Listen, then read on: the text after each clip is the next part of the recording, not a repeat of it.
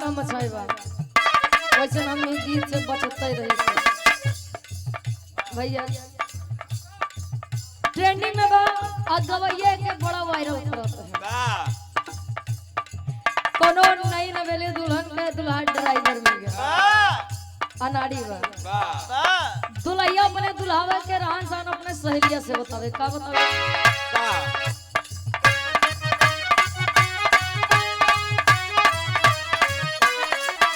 बतावे हाल का काहे पियावा के बिना चलुए इंजन चापता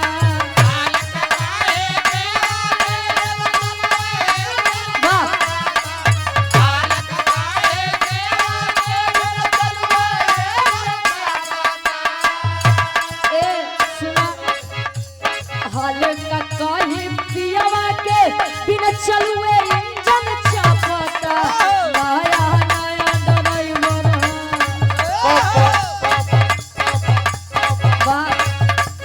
नया नया ड्राइवर हॉर्न में धई धई चापता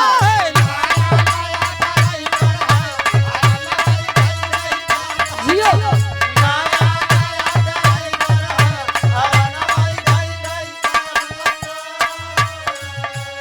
हाल का काहे पियावा के बिना चलुए इंजन चापता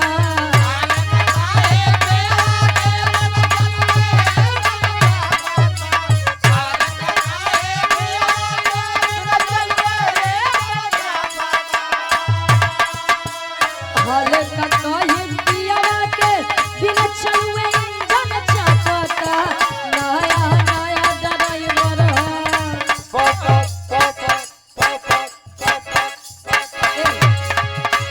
नया नया ड्राइवर हर नवे धई धई बाबा नया जियो ई का समाजवादी गीत लगा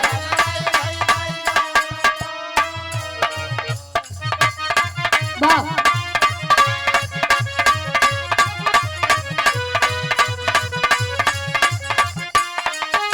भैया के फरमाइश रही समाजवादी गीत के वहां से आप लोग बड़ा बढ़िया सुनबे भैया कोनो जवाब नहीं बा आप बिरहा सम्राट अरे रे मेरे जान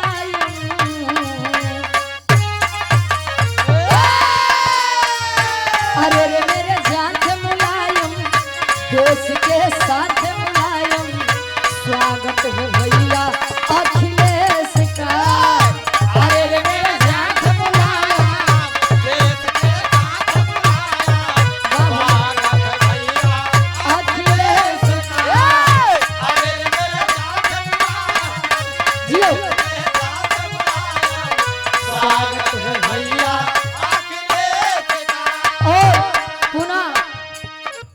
हौसला बढ़ाया गया धर्म क्या बड़े भैया जी ये विराट साउंड महाराजपुर से भैया जी के द्वारा पुनः हजारों हजार रुपए देकर सम्मान किए आशीर्वाद की चाह रहेगी 100 में सबके नमस्ते प्रणाम स्वीकार होता है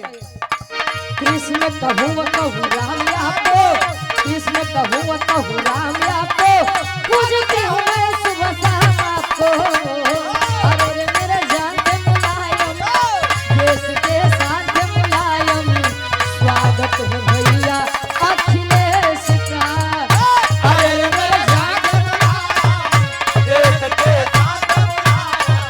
स्वागत है भैया अखिलेश का